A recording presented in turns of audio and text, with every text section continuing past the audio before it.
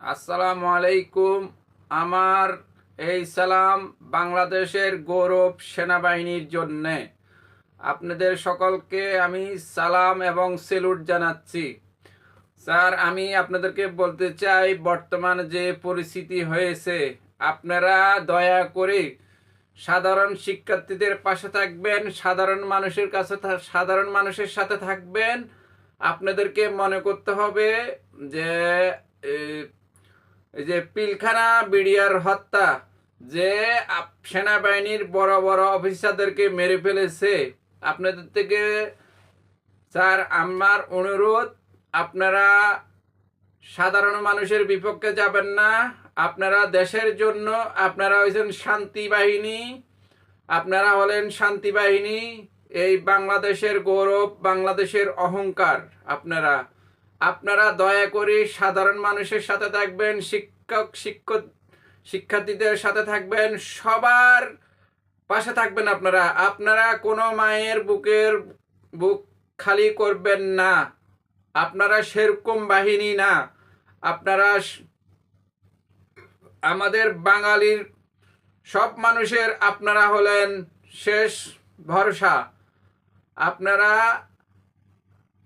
সবার সাথে থাকবেন এবং আপনারা সরকারে যদি নির্দেশ দেয় আপনাদেরকে মানুষের উপরে গুলির জন্য, আপনারা কখনো গুলি করবেন না। আপনারা আপনাদের নিয়ন্ত্রণে বাংলাদেশটাকে নিয়ন্ত্রণে নিয়ে নেন, বাংলাদেশের শান্তি ফিরিয়ে দেন।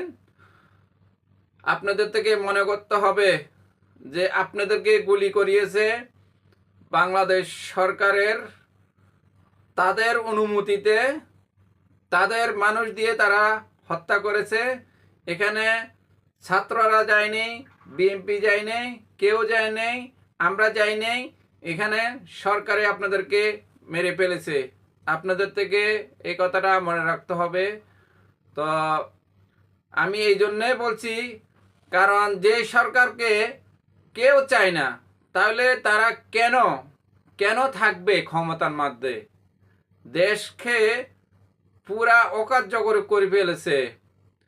তারা মানুষকে বলে এখান দিয়ে আমি তোমাদের সাথে বসতে রাজি আছি, আবার এখান দিয়ে সরকার দলীয় বাহিনীদেরকে নামিয়ে দিচ্ছে তাদেরকে প্রতিহত করার জন্য। তাহলে এভাবে কি সমস্যা সমাধান হয়? এখান দিয়ে আপনি বলবেন আসেন, আমরা তোমাদের সাথে বলবো, তোমাদের দাবি মেনে নিব। এখান দিয়ে আপনি আবার আপনার এমপি মন্ত্রীদেরকে আপনি নির্দেশ দেন যে ওদেরকে প্রতিহত করার জন্য। আজকে রবিবার 4 আগস্ট, আজকে কতগুলা মানুষ মারা গেছে, ওরা শান্তিপূর্ণভাবে আন্দোলন করতেছে।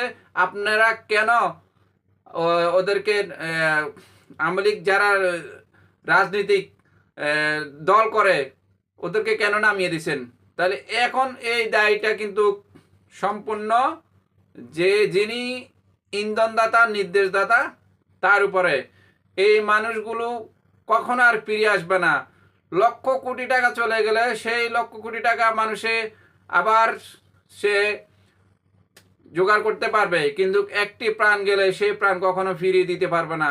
পৃথিবীর এমন কোনো সিস্টেম নাই যে একটা মানুষ চলে গেলে তাকে ফিরিয়ে দিবে। সম্পদ চলে গেলে সম্পদ ফিরে আসবে, কিন্তু মানুষ ফিরে আসবে না। তো আমি বলতে চাই, এই সম্পূর্ণ দায় যারা ক্যাডার বাহিনীদেরকে নামিয়েছে, অনুমতি দিছে, এটার দায় তারা। ক্যাডার বাহিনীদেরকে যারা নামাইছে তারা এটার দায়। আপনারা এদের বিচার করবেন। বাংলাদেশ সেনাবাহিনীকে আবারও সালাম। আপনারা সবার পাশে থাকবেন। আপনারা পুলিশের মতন গুলি করবেন না। আর কিছু অতি উৎসাহ পুলিশ আছে পদোন্নতির জন্যে, তারা মানুষকে হত্যা করে। আর আমাদের বাংলাদেশের সিস্টেম হলো, যেই পুলিশে মানুষ হত্যা করবে, মানুষকে মারবে, সেই পুলিশকে পদোন্নতি দিবে বাংলাদেশ সরকার। এটা হচ্ছে নির্লজ্জ, আর কিছু হতে পারে না। সবাই ভালো থাকবেন।